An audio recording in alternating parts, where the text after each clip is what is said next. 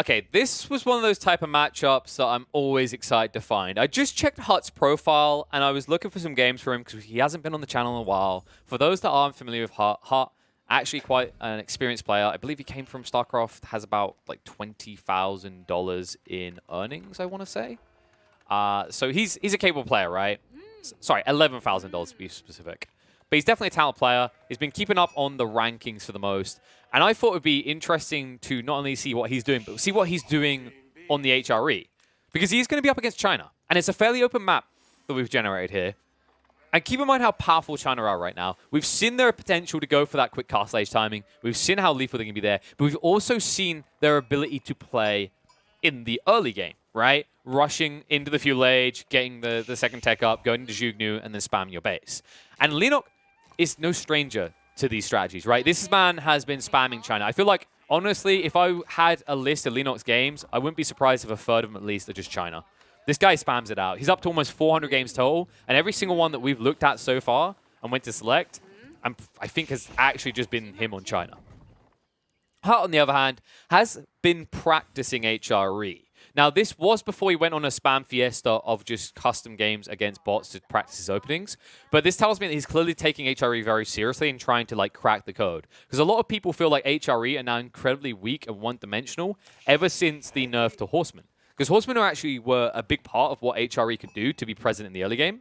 And the other concern that I think a lot of HRE players have moving forward is with the Spearward nerf on its way in the next few days, that's going to weaken the flexibility once again, because the play, honestly, in 9 times out of 10 right now, obviously Spearward's going to be in the mix for anyone, but the other part of it is men-at-arms, right? So it's men-at-arms and Spearward's, maybe a few Landsnecks, which I'm saying wrong. One day I'll learn to say that word correctly.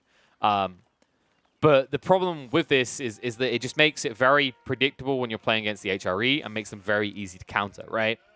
One cool thing, at least, is that because that's the likely way that Hut's going to go, I don't expect Leenock to play into that early timing we talked about of the Jugnu.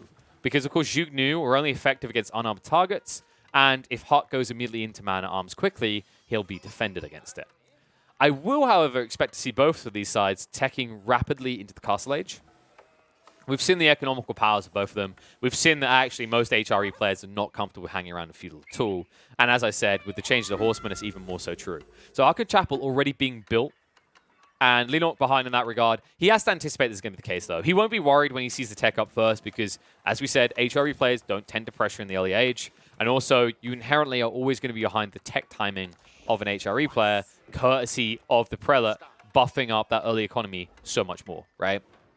Like, if you do the maths, right, a Prelate in the early game versus when you're up to 40, 50, 60 workers, you can see how much more valuable it is. Because, of course, he can buff up to a total of 10. And then on top of that, you also have to consider the fact that, like, in the early game, your economy is almost at 10, right? And you cap out at that point, and you're making these units 40% more efficient. It's just insane value at this stage of the game. So there you go. Leenock will begin now.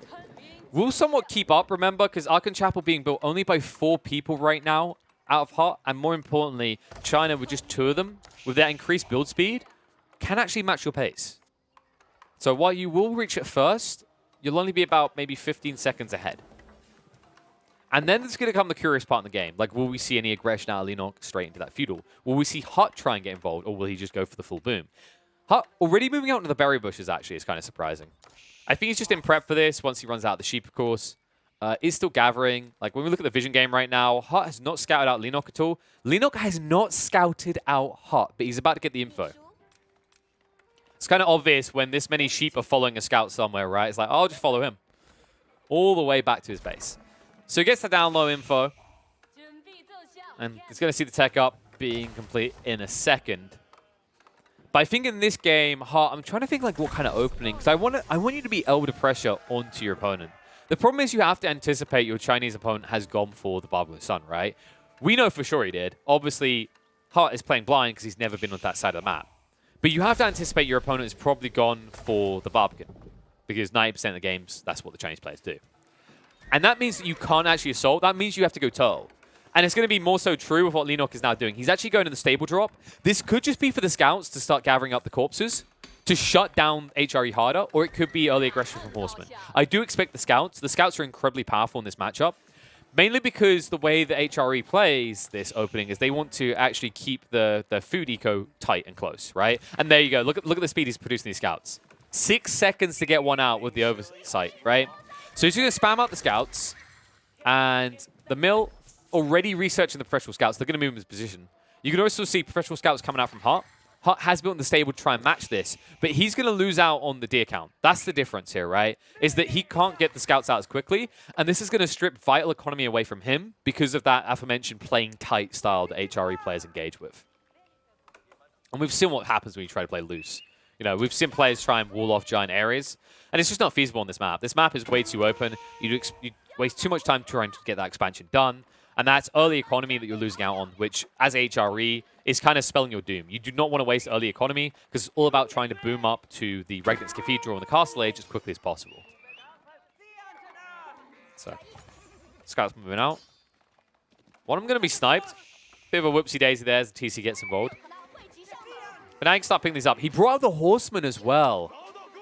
Horseman, it's going to take a while to get through these scouts, but eventually they could. They won't stop the corpse collection for the moment. And he'll just have to back off of what he has. But this is a really good start, right? He's already snatching corpses away from his opponent. And it's something that Hut is doing in small quantities back to him as he sends one scout over to that side and gets value. But I wouldn't even mind seeing 3 more scouts out of Leenock. I think the priority has just got to be stripping all of these away. He's got 1 horseman out, but that's not enough to threaten the scouts, right? The scouts slowly heal over time. They're able to move away quickly. This isn't your single-player scouts, right? Where they just move like an old man horse.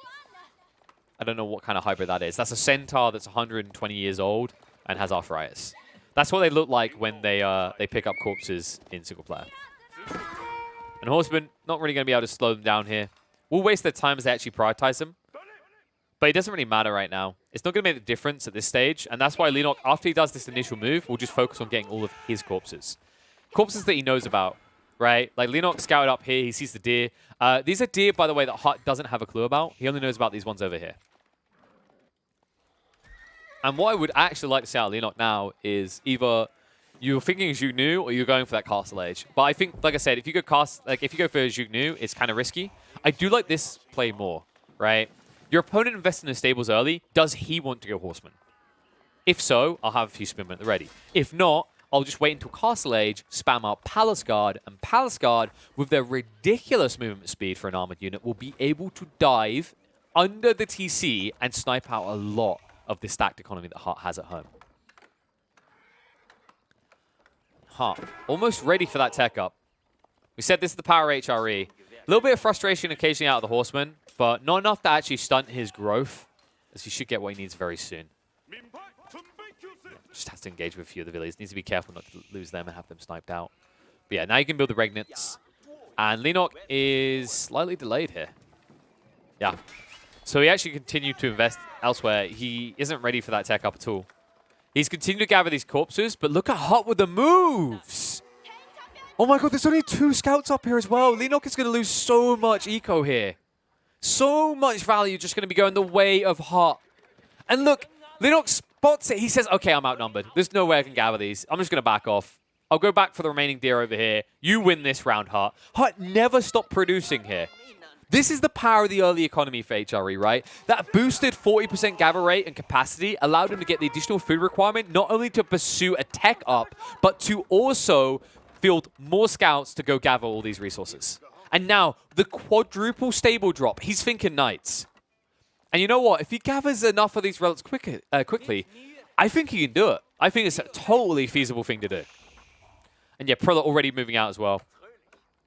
So he has eyeballs on most of these, right? Ooh, that's a pain. That one would be the 3rd easiest to gather, and he can't see it right now. So he might go for a more risky one. And there you go. Tech up complete. Into the Horseman, though. Okay, so he isn't going for the Knights.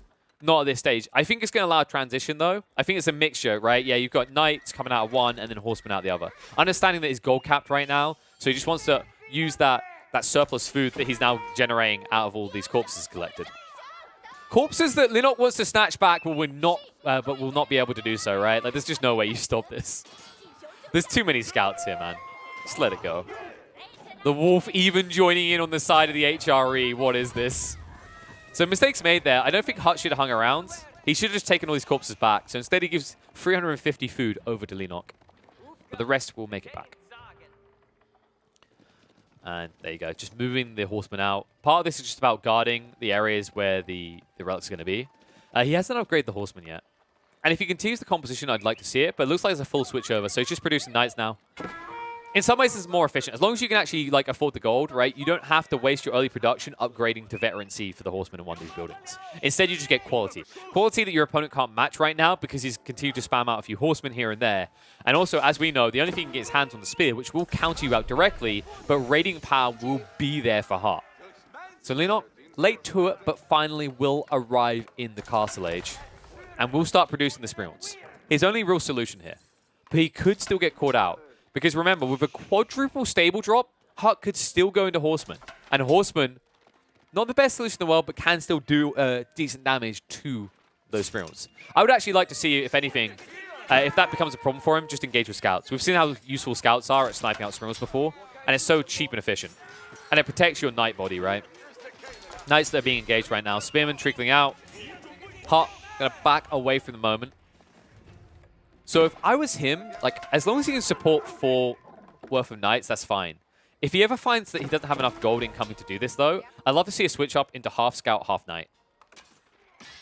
Because you have to expect siege weapons soon, right? You're playing against China. They almost always go Clock Tower. So you should anticipate that Spring's going to become a problem soon. And nice move out by Leenock. Just guarding against the Prelate come and collect this. Brignic's Cathedral count is currently at 2. Did he scout the 3rd? No, doesn't look like it. In fact, no, the Prelate arrives! Oh, the pain. He's going to die. So he's not going to get his hands on that relic. But look at this. Exposed economy. Knights charge in. Sprion is out. Leenock just trying to deal with the Knights, but one is not going to do it. Definite eco damage being hit into here. The Knights will even die for that final strike to get rid of another villager. Garrisons him just in time. But we'll lose the other one, retreating. So loses a few Knights for this, but now Leenock sitting at 31 compared to the 37. Hart now starting to scale past him. And remember, it's already quality, and now he has quantity. Because, of course, those Prelates are buffing up the speeds. That's exactly why I think probably HRE is the only Civ at this stage in the game that's able to just consistently push Knights out of 4 stables with ease while continuing to somewhat increase their eco, right? Like, he's never running out of resources here. He's actually slowly building a slightly bigger and bigger surplus.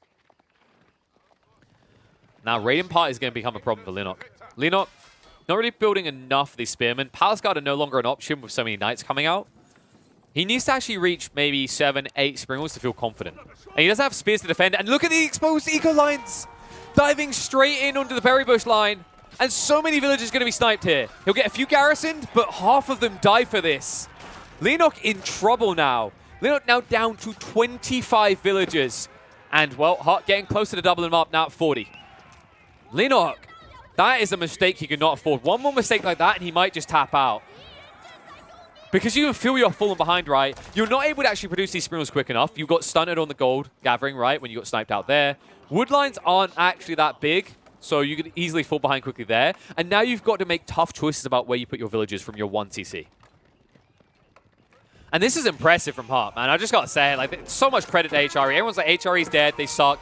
But finding a way to make it work like this and building such a big Knight force at this stage in the game, Leenock definitely made a huge error in not going for the Spearman spam against this, but you have to give full credit on the way he played this. Quadruple stables is not something you'd anticipate. And look at the prep. He starts transitioning to racks. He's not even going to need it, though. Leenock gets out of the game. He understands when he's beaten. Really big credit to Hart, showing us how HRE can actually win in within 15 minutes.